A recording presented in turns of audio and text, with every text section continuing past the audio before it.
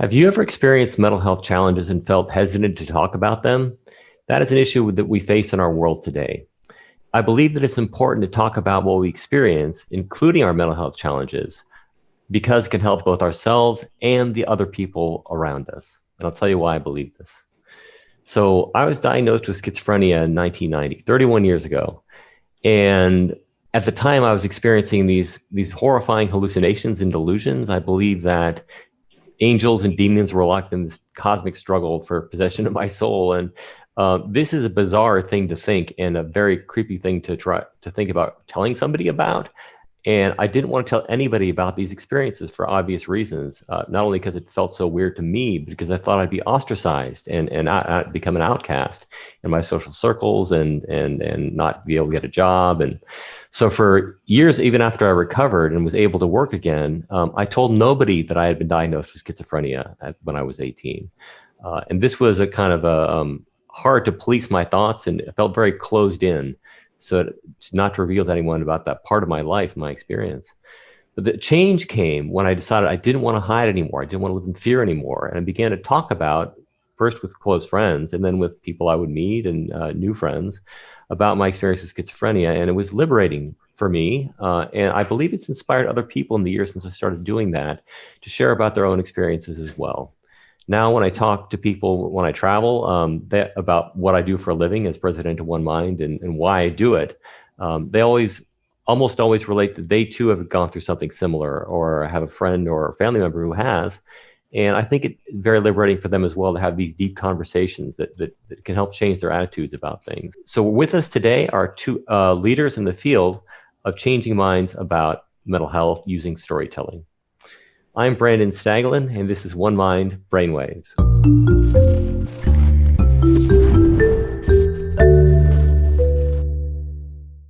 Welcome, and thank you for watching. Thanks for being with us today. Thank you. Thank you. Absolutely. Thanks for being here, Zach and Debbie. And we'll I'll get to your questions for you in just a minute here. But I want to first say a few words about mental health in general. And so 1 in 4 Americans experience a mental health challenge in any given year, and this has gotten even worse during the pandemic. Even more people experience these struggles. Yet, unlike other physical ailments, as I said, there's a hesitation to talk about it. So actually, we believe that sharing of stories, all of our stories, if that were accepted and welcomed, people would change their minds and hearts.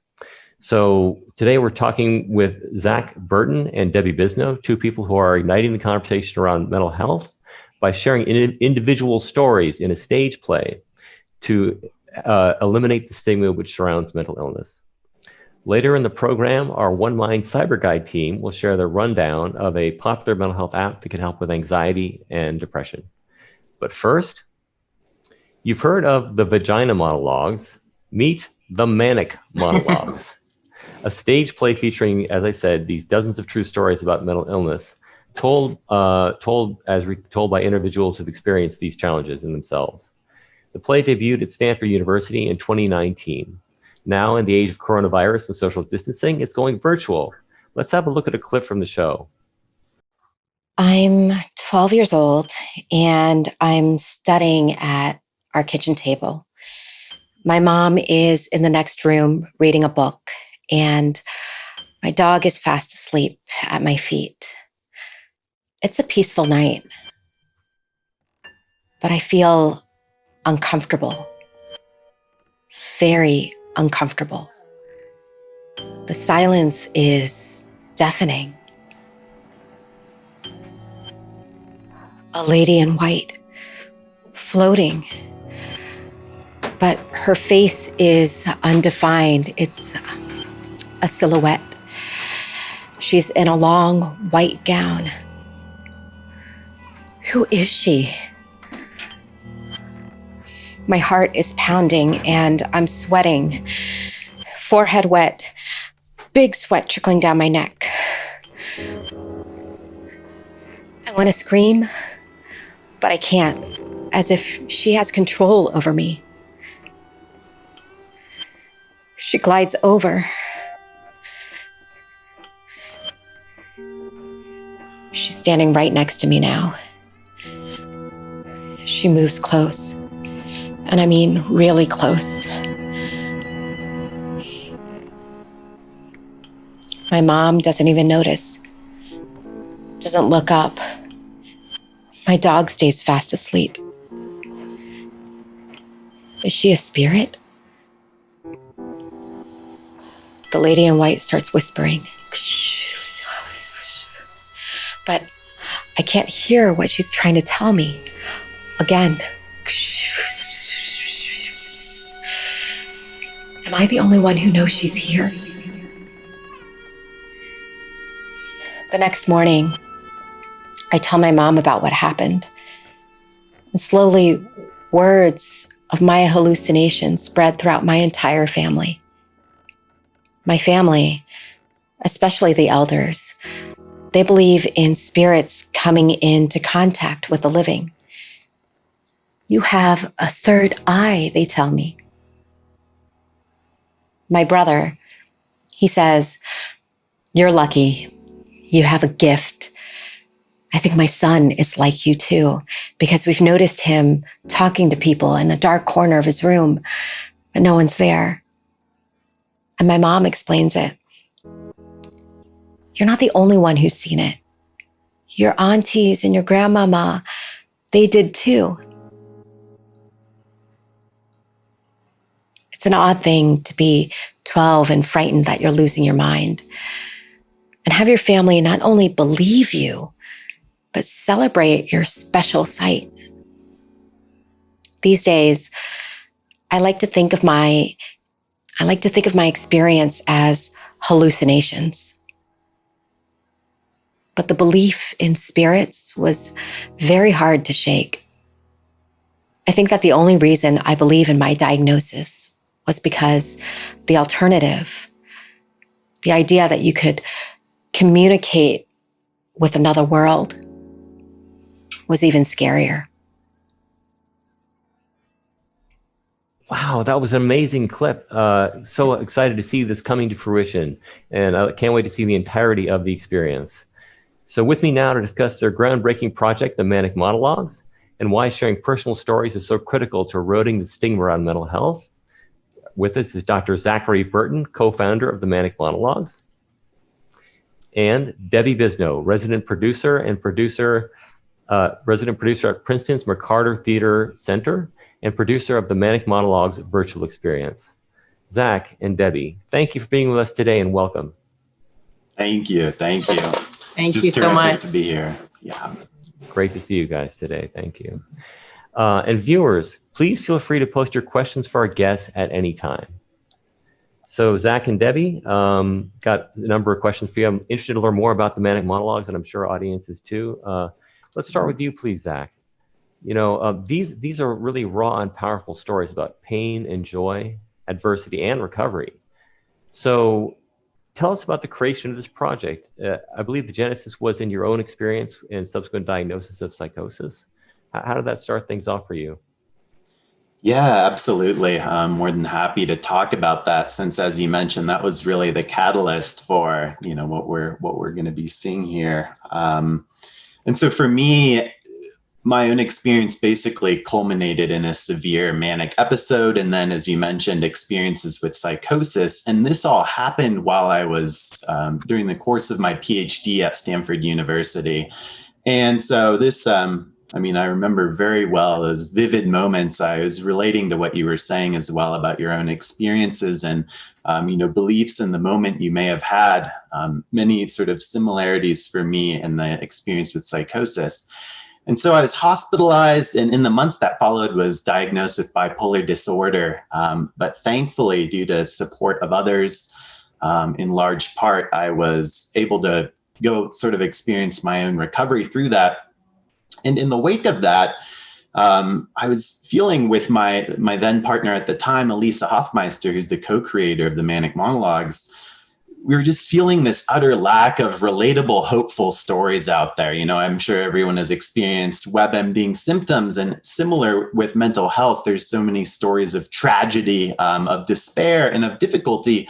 which, you know, there's certainly many of those experiences, but we also wanted to convey that there's a diversity of experiences, that this is essentially experiences along the spectrum of human life.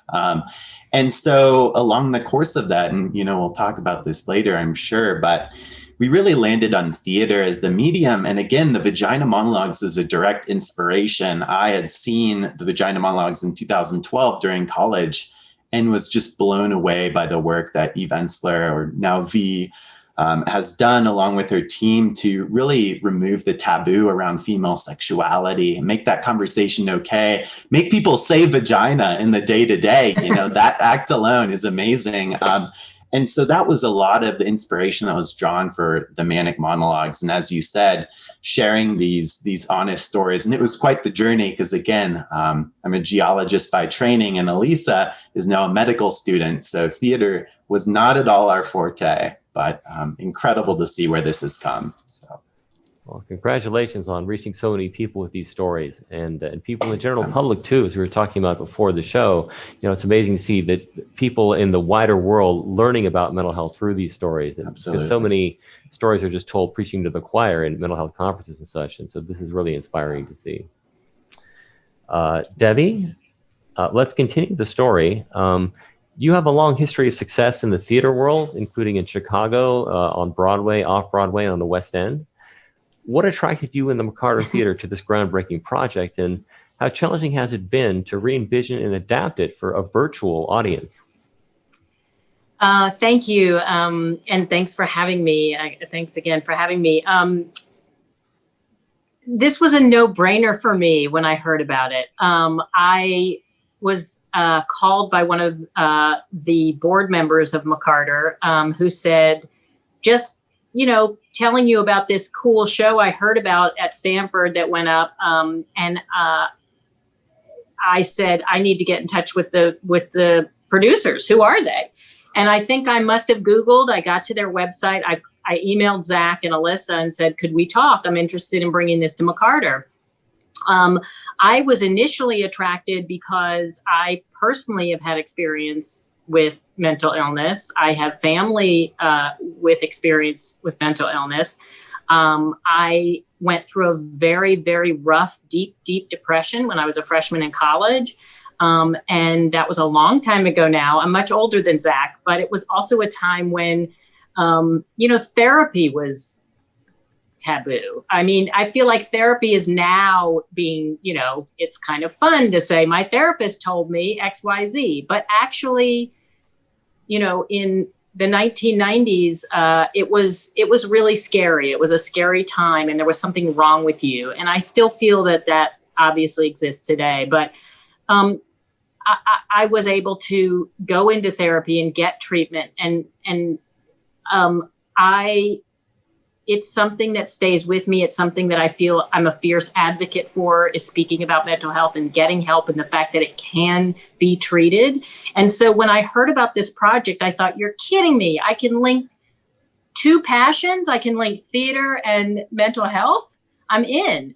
And so my initial plan, as you said early on, was to do a staged reading of this. That's what we do at McCarter. We like a play, we want to do a staged reading and then see where it goes.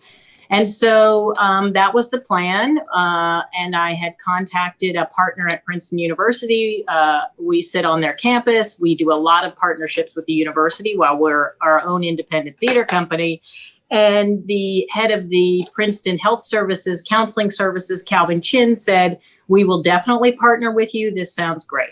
So we had all our ducks in a row to do a staged reading in January of 20. And I think it was going to be January or fall of 19. I don't remember now. The whole COVID has wiped my calendar memory. And COVID hit. And I called Zach and said, what do you think about doing this as a virtual piece? Because I sort of felt like it's naturally, situated and perfectly fit for this. And not only that, we could broadcast this and make this accessible to a much wider audience than we ever would have, even in our 1,000-seat theater for one night. So that is what attracted me. And I had no idea sort of the amount of creativity that would converge to make it what it is now. At the time, I thought, oh, we'll just, video these things and put them out there. But I think when people see the actual site, it's become its own animal. Yeah, I can't wait to see the artistic, choices that you made and how you portray and frame things and, make it a cohesive story out of the stories that come in a more, kind of produced way. But to keep it intimate, even though it's not actually on a stage. And we'll talk about that in a moment here. I have one more thing to say. I want to just say to Zach, I mean, he's the dream. Zach, you're the dream partner because many creators of material and underlying material, whether it's a screenwriter or a playwright, are very precious about their material, right? And you just said yes to everything. You let me as a producer, dream and scheme and do what we needed to do. And I would call you and say, hey, I put this director on board. I brought this web coder on board. I'm going to do this designer. And you just, if only every playwright or creator or screenwriter or underlying rights holder were geologists. Thank you. I mean, geologists are known for being very chill and amenable. It's true. They love theater and that sort of thing. But I want to echo that. I mean, I think, the whole point here is that these stories are shared and that the Manic Monologues is for everyone and it belongs to everyone too. So these are all of our experiences, whether we're 1 in 4 experiencing these conditions ourselves, or if we're like family members, beloveds, colleagues, really everyone experiences this. So it's just been incredible, Debbie, how you said, this is transformed, taken a life of its own, and now will be more accessible than ever, really, I think. Totally agree. Yeah, fantastic. And it's going to have a great impact on the virtual experience, but already now it's had an amazing impact in its original form. The show has played to sold out audiences and viewers have been affected and moved by it in so many ways. And we've heard over and over again from people who've seen the show, the word unforgettable. Talk a little bit about the power of the spoken word. What is it about the emotional impact of telling and hearing about these stories of people's experiences with mental health that is so powerful to help eradicate stigma and shame? Totally. Yeah, I can certainly speak to that as well. Although I think, Debbie will be able to convey more than any from her decades in the theater world that there's sort of nothing like sitting and watching someone else tell their story, especially in sort of compelling fashion. I just love storytelling and medium as a narrative, to step in the shoes of someone else, to see through their eyes, but also to empathize and build an understanding of someone who may be very different than me or who may be very similar. And so I think storytelling, everywhere is just critical, whether it is in conversations, we saw, especially start of 2020, around social justice, understanding the incredibly challenging histories of people who are like or unlike us in some ways. And so I think that is sort of the base power of the monologues, whether in virtual or theater format. This is just something we connect to. As far as stigma itself, and what basically sharing of lived experience does to break down stigma. There are studies out there that support, sort of this obvious anecdotal component that we all love stories from the age of being little kids to being, maybe for me, a great grandpa someday sharing stories of putting on a play in 2019. But I think, really, as far as the research that's out there, I had just joined actually the Mental Health Association of San Francisco, and something that they remind is that really stigma, one of the most effective, if not the most effective ways of reducing stigma is this firsthand contact. Really, really just the importance of whether it's on screen, whether it's face to face. And I like to think on the words of, one of our oldest friends and advisors, Dr. Steve Henshaw, who I know was on the show a few months ago. And what he says is that contact, humanization, and empathy and narrative, these are all just so critical to breaking down the stigma around these mental health conditions and experiences with mental health. So, yeah, the show's proving that. I would echo that. I would also say from the theatrical or sort of entertainment perspective, I mean, I think this is why people are gripped by documentaries. I think this is why in literature, memoirs are so effective. I mean, obviously escapism is too, but there's something about the true story that demystifies and also makes you less lonely because you identify with something that you also feel. And when theater can do that, it's really, really powerful. And I mean, there's all kinds of theater, right? There's all kinds of entertainment, and you know, I love a good, you know, musical comedy. But when you are moved by a real story, there's some sort of reflection that you go a little bit deeper, and you recognize part of yourself. And I really do think that is what the Manic Monologues does. And the other reason why it does this so effectively is not all these stories are doom and gloom. Many of them are hopeful. Some of them are funny. They, at the end of the day, they're about resilience, and they're about like a journey coming through the mental illness, and that there is another side. You know, there's an other side when you get to the other side. And so, I somehow this piece, this project that and piece of theater that Zach and Alyssa created, and I told them they're producers and they don't even know it, is really just so powerful, and I think can be a big key in this moment to unlock a conversation that we all need to have. Wow. I love how you're spreading this kind of hope and commonality of experience, people understanding that there is this commonality of experience amongst all people. And I think everybody faces adversity in one form or another. If it's mental illness, that's one form it can be.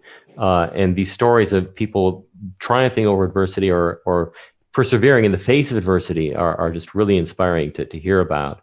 This is a great example of that. You know, I think people will be struck by the diversity of stories told in the Manic Monologues. Mental illnesses, of course, are equal opportunity afflictions. They can happen to anyone, but no two stories are alike. Everybody has their own experience. The one thing these storytellers all have in common is their bravery. These stories resonate in so many ways, in part because in the theater form, that's a very intimate form, like we talked about a moment ago, and people feel the connection with the person who's right there with them. So in the virtual framework, Debbie, what artistic choices and production choices have you made to preserve that feeling of intimacy so that people feel the same deep connection with these subjects, you know, speaking about their experiences? Yeah, it's a great question, because when COVID hit, all theaters were scrambling to try to figure out how do we do theater online, and there were Zoom readings, and there were all these kind of, and at the end of the day, the kind of big takeaway, at least in our industry, was, you know, nobody is really being affected by these Zoom readings. We know we're not in a theater. We know we're not really with them. I mean, actually what did work and what was working, there were some really engaging, cool things. But in terms of being moved by somebody, the one type of thing that worked was direct address. So somebody directly addressing the camera, which actually in some ways was pretty effective. And so with our team of amazing designers, and our director, Elena Aroz, and our designer, multimedia designer, Jared Mizzachi, our sound designer, Nathan Lee, and our web coder, Jackie Liu. I got to plug all of them because they're extraordinary. Yeah. They went into this doing just that. How do we maintain the intimacy? And I think their approach to the actual filming process is very, very unique and was specifically focused on keeping it intimate. Some of them are just voiceovers and you see the person doing something. And even that's intimate because you're just listening to a voice and you're imagining this person's experience. Others are of somebody in their habitat and doing their push-ups, or, there was just attention paid to the detail of how to maintain that intimacy. The other part of the virtual experience that they focused on and really leaned into was the playful aspect of the interactivity. They decided, we want to make this playful so that you stay engaged. Because if you come to a destination and you're going to watch, 21 monologues in succession that are heavy or that you think are heavy, like, who wants to do that, right? So what's going to keep you engaged? And I think you'll see when you visit the site that you can tailor your own music experience within the site. You can doodle, you can read, you can write your own story on an Etch-a-Sketch. And so there's an element of play within it. And that was all in service, actually, of keeping the intimacy and keeping it personal for each visitor. That's brilliant to get people involved so they feel like they're right there with us in that part of that community. That's amazing. Right. Yeah. So we're talking today about the Manic Monologues virtual experience with the producer, Debbie Bisno of the Manic Monologues virtual experience, as well as Dr. Zachary Burton, the co-founder of this show, the Manic Monologues. Viewers, don't forget, we want to hear your stories. If you have experiences you'd like to share, please feel free to post about them in the web, in the comments of this webcast. As well, if you have questions for our guests today, please feel free to post those in the comments section. If you know of anyone who can benefit from what our guests are sharing today, please share this webcast with your friends and family. Zach, back to you. You've had great success with the show in the theatrical arena, but by training, you're actually a scientist, as you mentioned, a geologist. I think that's rock steady. That's awesome. Sorry. But I love it. I love it. You're a solid guy.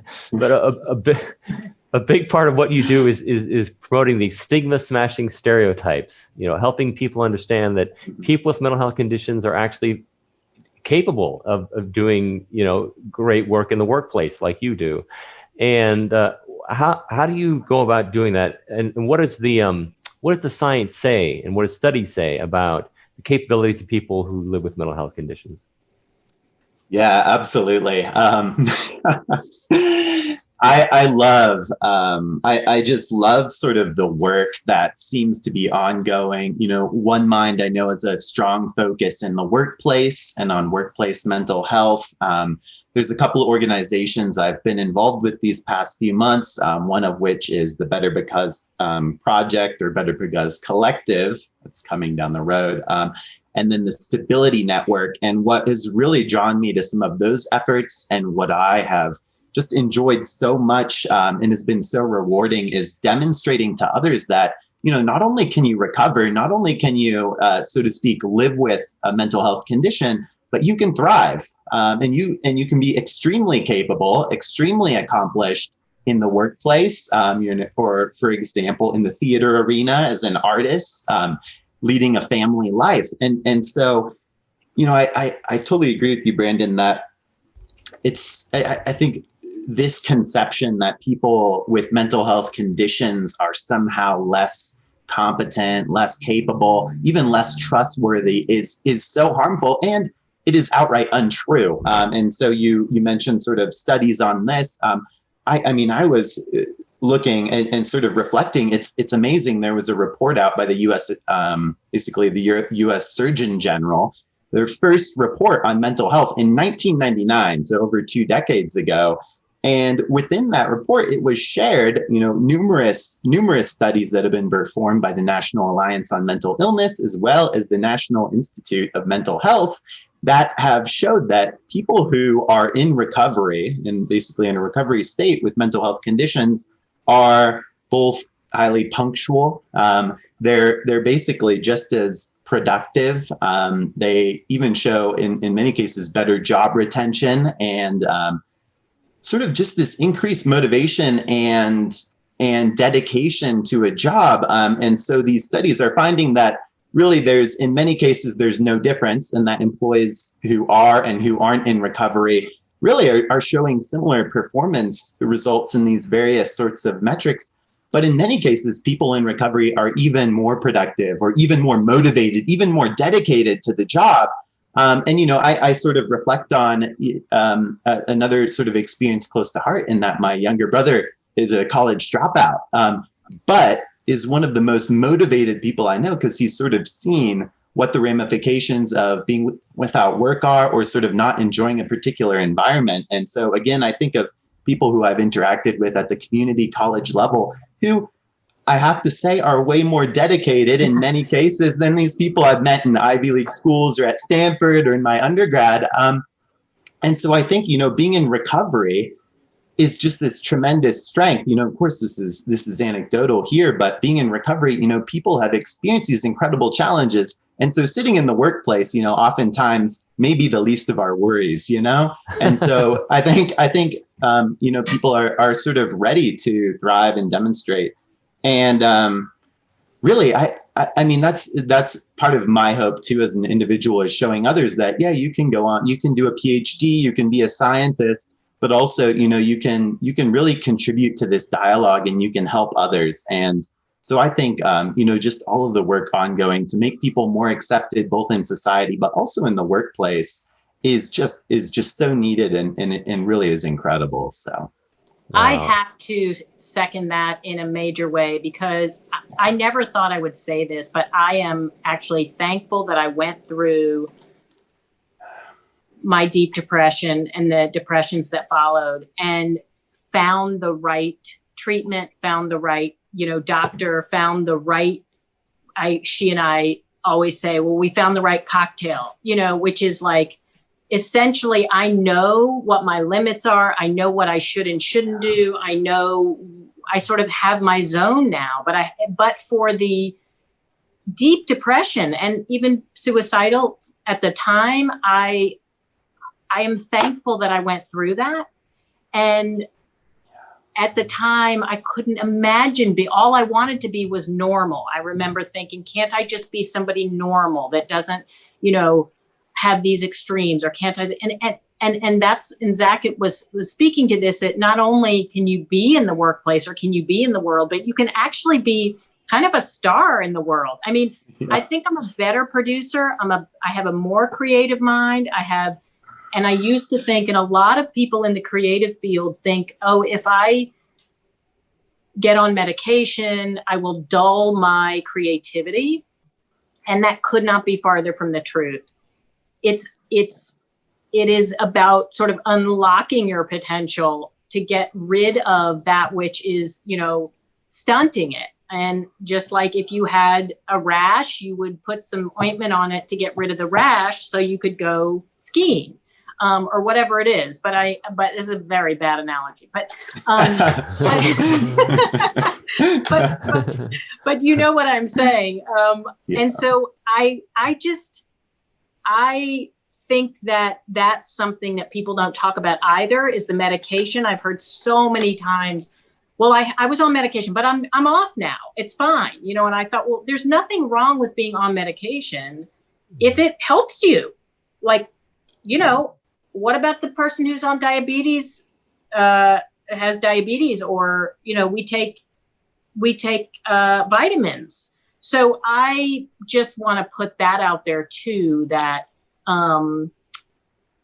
accepting this, working through it, and managing it can be a strength in your life, and actually make you stronger. Yeah. I love what you're saying. Go ahead, Zach. We're going to say. Yeah, I wanted to echo that, actually, because it totally, what Debbie was saying, sometimes I do feel guilty saying it, but I also feel thankful for my experience. And it's not to say that for me it wasn't, incredibly difficult, especially those early months going through it, or that for family members who have had diagnoses of bipolar disorder, that it isn't incredibly difficult in their lives. But I totally resonate with Debbie, that I feel, both better able to manage just a suite of day-to-day activities, including work. But I also feel more aware, sort of like within my own skin, more conscientious of my day to day. And I also wanted to echo, like I early on, people would share like, oh yeah, like, these incredible artists in the past, have been, people who've had bipolar, there's often sort of this, that discussion of artistic brilliance and bipolar. And so I like that Debbie pointed out that, sometimes like for me, if I'm debilitated, if I'm in a manic episode, usually I'm not more productive because I'm too scattered. It's difficult to stay focused. And then, just on the thought about sort of capabilities, I have been sort of reading more recently about as well, sort of overlap of, a range of attributes, within the space of mental health that are more common amongst entrepreneurs too. So it's also thinking about these super high powered environments like Silicon Valley, which I just recently moved out of, these people who are managing these conditions, again, are often some of the most sort of important, influential people in the world, really driving positive change in society. So I totally relate to what Debbie was saying on that note. Yeah, this is brilliant. I relate too. It's experiencing mental health challenges has built in me a sense of humility and compassion and seriousness about life, taking value seriously and the need to do work to help others seriously. Thank you for all that you've said, because it's just so valuable for our audience to hear and for me to hear too.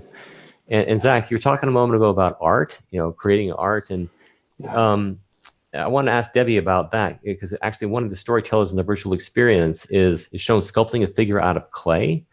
What is it about art that is so cathartic for the creator and also helps the audience, the people seeing the art, to relate to the person who created that piece of art? Oh, wow. That's like the big existential question about art. I mean, I think artists can't help but to make art, and they'll say, if you can do anything else, do it. Right. And so, because it's, it's not an easy living. And I think art is just pure sort of soul expression. That is what art is. And I think that there's no denying that when you see art, because it's just truth. There's nothing but truth. And so there's a catharsis just without words, right? There's a catharsis without discussion. You see something, it moves you, and when you can connect it to somebody, in this case, there's a story where there's a sculptor who's sculpting his father as he's talking about his father. And it's a connection that you just can't necessarily, describing it is sort of not doing it justice, but it when you feel it. Sort of like when you meet somebody that you connect with. I can't explain it. We just we're connected. So I think it's art, and art sort of gives way to connection, and it gives way to understanding, and it sort of illuminates emotion. And that's something that does come through with these monologues. It's not just like reiterating somebody's story. There's an artistic component to it. That's beautiful. That's beautiful. Art it helps you connect, and like you say, in a way that is deeper than you can articulate. Right. And poetry is a form of art that does that extremely well, even though it is, in a sense, articulating something, but there's more to it than what is being actually written and said specifically. Exactly. Right? Yeah. Zach, you're also a poet. How has composing poetry helped you with your recovery? And also, how are you doing today? I mean, I know you're doing very well, but in your own words, how are you doing today? Yeah, well, it's generous to call me a poet, but I think of sort of what you said. Yeah, that's news to me, Zach. I didn't know you were a poet. I know. I guess we haven't covered that part. We haven't talked about that. I'll share some silly poems with you. What poetry, as sort of one example, makes me think of, Brian, is what you shared earlier, basically talking about the power of the spoken word. And so, as Debbie was also saying, I think being in a theater, seeing on screen, again, like living in the shoes of others, and then there being sort of this subconscious connection to stories as well as art, and then stories plus art and stories being art, as we'll see with these monologues. There's something subconscious about it. And so for me, writing poetry is, there's a subconscious joy out of it, and also of communicating to others. Of course, I'm nothing close to like Amanda Gorman. I think all of us can relate to listening to her address during the inauguration. And again, this is just a reminder, like the power of words to move people more than anything else, and the power of narrative to move people more than any, facts and figures that I would discover as a scientist are gonna move people. And so I think that's sort of the base power. In college, I was pretty involved with slam poetry, for instance. My poems are, again, pretty silly in that context, but other people sharing as sort of true spoken word art, just so incredibly powerful. And so then during grad school, my main motivation actually writing poetry was actually science communication. So I would distill articles and write Twitter posts in rhymed couplet fashion about poems. And super strange because, it ended up that the Wall Street Journal ended up covering that and published one of my poems there about a friend's paper or presentation. And so kind of, really a fun part of my life there. But I think, thinking about my own recovery and life today, one, as you said, I just feel incredibly lucky and to be doing so incredibly well, really better than at any other point of my life. And mind you, I was only diagnosed, and my first experience with psychosis was only in 2017. So, I feel better than ever, and really, being able to advocate and connect with others, hear others' stories, that's just such a critical part of my own recovery, my own life now, my own enjoyments and passions. So really just amazing to reflect on that for me, like short journey, and then to see this, these monologues brought here today, and hear Debbie as well talk about both her own story and hear from you, Brandon, on your story, and then to hear just about the process going into the monologues. Because, Debbie was describing to me they were mailing kits to the various actors who themselves are going through this whole experience in COVID of like, I have to set up my own film equipment and, then have this intimate window into their own life. So I think, that's all so close. It's so important for me in recovery and living well is connecting with others in that type of regard. So, wow, that's beautiful. I'm glad you're doing these amazing things to help other people and bring meaning for you too. So that's heartwarming to see that. Congratulations on all your successes. Debbie, we've heard all about the Manic Monologues virtual experience. How can people see this? Where can people go to see this? So people can go to the McCarter's website, which is your sort of virtual box office, we're calling it. And it is free. You don't have to buy a ticket, but you do have to pass through the portal. That's www.mccarter.org/Manic Monologues. You'll also find it if you just go to the McCarter website. And that's it. I'm not going to tell you any more because you want to. It's a real discovery and uncovering of some really special experiences. Fantastic. So there's an adventure ahead for all our viewers today. Absolutely. To go to the website and see what they can discover, including the wonderful monologues. So now we come to the most fun part of the show, and you guys are going to be our lead guest doing this for the first time. It's called the lightning round, which you may have heard people doing this on shows. I want you to give me really quick answers. What first thing comes to your mind, and the whole sequence is going to take 30 seconds or less. I'm going to ask each of you 4 questions. So I'll ask one question first, Debbie, and then Zach answers that question. Then I'll go to the second question. Okay, so really quick answers. You ready? So wait, are you asking me, then you're going to repeat it for Zach, or I go, then he goes? Oh, that's a good question. First I'll ask Debbie you all 4 questions. Okay. And then I'll ask Zach all 4 questions. That'll make it easier. Okay, great. There we go. And because we want to be really focused here, come to the center of your frame that you can see. Excellent. I'm going to do the same thing. You can see, like, because it's a lightning round, I got lightning behind my head here, as you can see in the frame. Yeah, that's good. I feel like I'm on Yeah. a game show. Like this is the final round. I Yeah, love it. Time to hit the jackpot. All right. Yeah. Okay. Zach, no, Debbie first. Debbie first. Here we go. What helps you cope when you're going through a tough time mentally? My dog, Bernice. Great. What type of music or literature do you turn to when you are feeling down? Country music and journaling. What is the one thing viewers can do right now to help eliminate the stigma around mental health issues? Talk about it. Speak up. What gives you hope? Laughter. Love it. Zach, your turn. What helps you cope when you're going through a tough time mentally? Family and friends. What type of music or literature do you turn to when you're feeling down? Ariana Grande. What is one thing viewers can do right now to help eliminate the stigma of mental health issues? Speak and listen. And what gives you hope? The Manic Monologues. Yay! All right. That's the lightning round. Yeah. I feel enlightened by the lightning round. Thank you so much, you guys. Oh my That's gosh. that word. That was pressure. That was more pressure than my PhD defense. Put you on the hot seat and you came through with flying colors. Thank you. Oh my gosh. Yeah. In the moment. Thank you both.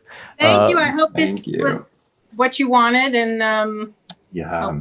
hope it's No, you guys have been awesome. Viewers, thank you all as well for watching our show today. If you are looking for help managing anxiety or depression, there are many apps on the market that may help you, thousands of choices, but our wonderful team at One Mind Cyber Guide is going to give you a in-depth look at one of these options that might help you with your challenges. Here it is.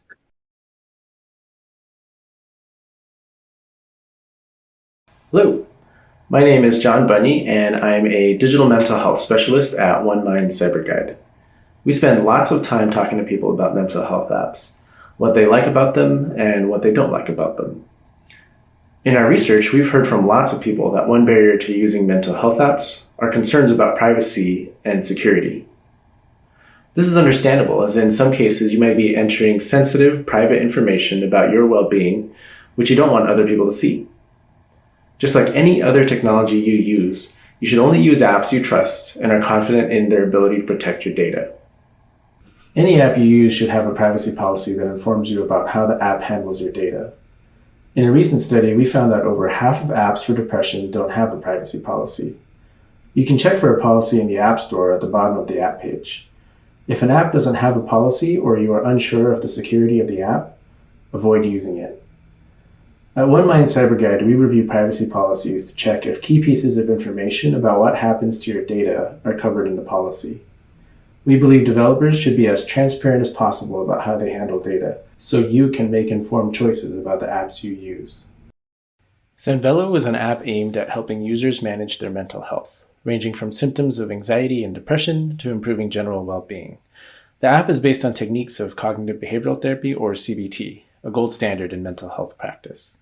On the home screen of the app, you'll be greeted by a feed of information and suggestions for exercises to try or educational content to learn from. You can access a suite of tools which include guided meditations, educational courses to help you develop skills for managing your mental health, a thought journal to help you gain insight into patterns of thinking and how to reframe negative thoughts, a section for tracking and setting personal goals and challenges, health tracking to help you understand what might be affecting your mood, and inspiration boards for when you're struggling.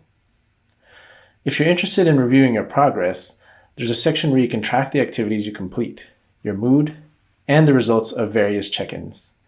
You can also access a community forum where you can interact with other Sanvello users to give and receive support. If you sign up for the premium version of Sanvello, you'll also be able to access coaching and individual therapy services, along with additional exercises and courses.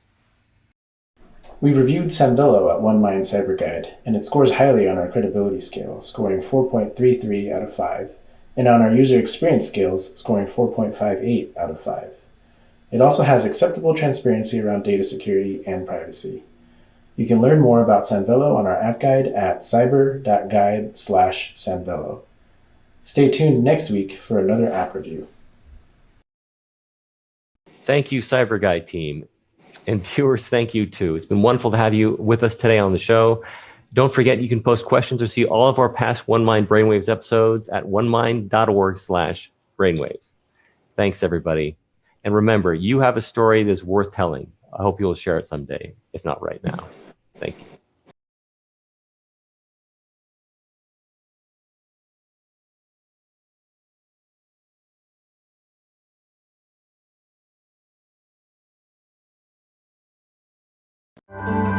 Most of the time, I just want to lay in bed. I don't want to talk to people.